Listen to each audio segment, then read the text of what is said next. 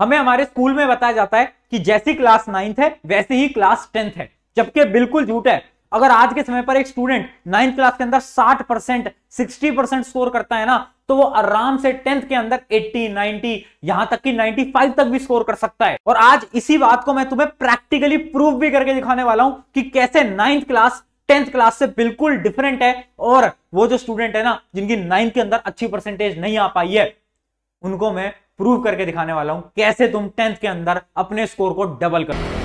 तो hi everyone, मेरा नाम है Prashant, mentor of thousands of students, और ये है हमारा 9th और 10th का स्पेशल चैनल। देखो, आज की वीडियो केवल 10th क्लास के स्टूडेंट के लिए इंपॉर्टेंट नहीं है, ये 9th के लिए भी इंपॉर्टेंट है, ये 10th के लिए भी इंपॉर्टेंट है। अगर आप एक वो स्टूडेंट हो जो कि अभी 9th में आए हो, या फिर अगर तुम अभी 10th में आए हो, तो ये तुम्हारे लिए बहुत इंपॉर्टेंट है, क्योंकि तुम्हें स्कूल में नहीं बताएंगे।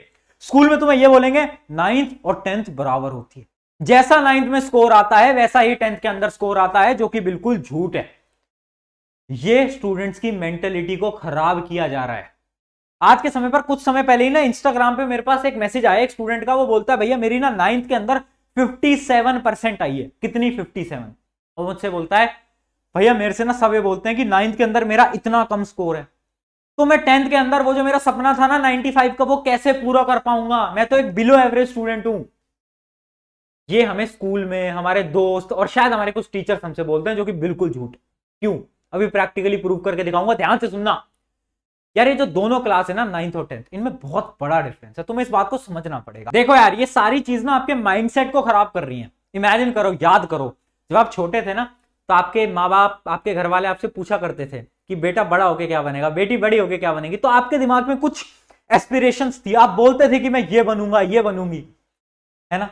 आप में एक आग थी, आपके अंदर कुछ करने का जज्बा था, एक जुनून था, यार मुझे तो ये बनना है, मुझे तो ये करना है। हाँ, सबके मन में था। हाँ, बट जब हम 9th क्लास में आए ना, तो सब्जेक्ट इतना टफ हो गया कि वो जो अंदर की आग थी वो सारी मिट गई।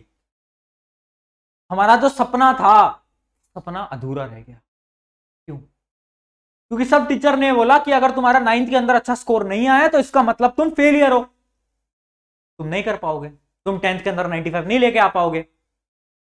उन्होंने तुम्हारा माइंडसेट खराब कर दिया। सबसे पहले अपने माइंडसेट को सही करो। माइंडसेट क्या बोलता है? माइंडसेट ये बोलता है कि भाई 9th से फर्क नहीं पड़ता कि तुम 10th में कैसा स्कोर करोगे। फिर से बोल रहा हूं, क्यों? अब दिखाता हूं प्रूफ के साथ। देखो, 9th का सिलेबस दिखाता हूं। फॉर एग्जांपल साइंस का, किसी भी सब्जेक्ट का ले सकता था, साइंस का ले रहा हूं क्योंकि साइंस में पढ़ाता हूं। देखो, साइंस का एग्जांपल लेता हूं, तो केमिस्ट्री के अंदर ऐसे कुछ अपने 4 चैप्टर होते हैं, आपको दिख रहा होगा। Structure of atom, atom molecule, matter, surrounding and set, ये सारे अपने चैप्टर होते हैं केमिस्ट्री के अंदर। अब देखो, एक स्टूडेंट 8th क्लास तक उसने कुछ नहीं पढ़ा था, उसने बहुत बेसिक साइंस पढ़ी थी, अचानक से उसे स्ट्रक्चर ऑफ एटम जैसा चैप्टर मिल जाता है, न्यूक्लियस आ जाता है, प्रोटॉन आ जाते हैं, इलेक्ट्रॉन आ जाते हैं, तो उसका भी दिमाग घूमने लगता है, ये क्या हुआ।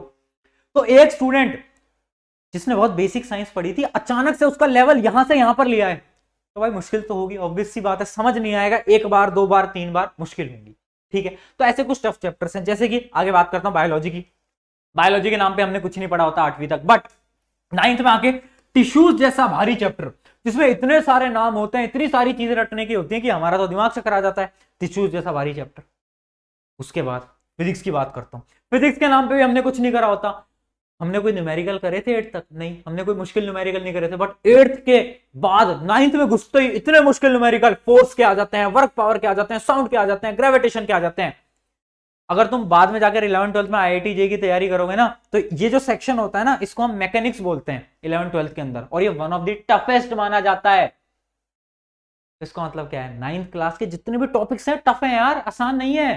तुम्हारा अगर स्कोर अच्छा नहीं आया, इसका मतलब कोई घबराने की बात नहीं है। तुम्हारे टॉपिक्स टफ थे, अचानक से तुम्हारा लेवल इंक्रीज करा दिया गया, तो नंबर कहां से आएंगे? अब 10th का सिलेबस दिखाता हूं, है ना। एक 10th का एग्जांपल दे देता हूं। जैसे कि 10th का ही सिलेबस है, पूरा का पूरा सिलेबस आपका लिखा हुआ है। इसमें से कुछ चैप्टर शायद CBSE वालों के हट चुके होंगे, कुछ शायद यूपी बोर्ड वालों के हट चुके होंगे, तो मैं तो पूरा सिलेबस लेकर आया हूं, मैं आपको दिखा रहा हूं। फॉर एग्जाम्पल देखो, सबसे पहली चीज, 9th और 10th का कोई लिंक नहीं होता। जैसे कि आप ये चैप्टर देखो, जैसे फिजिक्स में चैप्टर देखो इलेक्ट्रिसिटी, क्या इसका कोई भी लिंक है आपके प्रीवियस जो आपने फिजिक्स में चैप्टर पढ़े 9th में? नहीं। तो अगर आपको 9th की साइंस नहीं भी आती ना, तो भी तुम 10th की साइंस आराम से पढ़ सकते हो। ये मैं क्यों बता रहा हूं? मैं क्यों बता रहा हूं तुमको ये? मैं इसलिए बता रहा हूं क्योंकि यार देखो, बहुत सारे बच्चों का ऐसा डाउट था कि भैया अगर हम 9th में वीक हैं तो हमारे 10th भी अच्छा नहीं हो पाएगा। ऐसा कुछ नहीं है। तुम देखो सारे टॉपिक्स अलग हैं, जरूरी नहीं है। नाइन्थ का बहुत कम काम आएगा। हाँ, मैथ के अंदर कुछ टॉपिक्स होंगे, बट साइंस के अंदर बहुत ऐसे कम टॉपिक है जहां पर आपको नाइन्थ की नॉलेज काम आ रही होती है। ठीक है, तो अगर नाइन्थ ढंग से भी नहीं पढ़ी है तो कोई टेंशन वाली बात नहीं है। ये सारे टॉपिक्स हैं। अब ये जो टॉपिक्स है ना, आप देखोगे तो रिलेटिवली आसान है। नाइन्थ हमने इतने टफ टफ टॉपिक करे, बट 10th में आए तो भैया यार टॉपिक सारे आसान हो गए। इलेक्ट्रिसिटी के आसान आसान न्यूमेरिकल आ रहे हैं, और आप देखोगे तो केमिस्ट्री के तो सारे ही चैप्टर्स आसान है। हाँ, 10th के अंदर जो बायोलॉजी का सेक्शन होता है, जैसे कि अपना हेरिडिटी, एवोल्यूशन, कंट्रोल, कोऑर्डिनेशन, ये थोड़ा टफ होता है, बट बाकी सब आसान होता है। इससे क्या समझने को मिला? 9th यहां है, 10th यहां है। ये उन लोगों के लिए बता रहा हूं मैं जो कि अभी 10वीं के अंदर आए और 9th उनकी अच्छी नहीं गई है, तो मैं सच्चाई बता रहा हूं। हाँ, अगर तुम अभी 9th में आए हो तो 9th में अपना बेस्ट दो, बट अगर स्कोर अच्छा नहीं आता टेंशन की बात नहीं है। आगे दूसरा पॉइंट, हमारा 9th के अंदर स्कोर एक और रीजन है जिसकी वजह से अच्छा नहीं आता, जो कि होता है कॉपी स्कूल चेक करता है 9th क्लास में।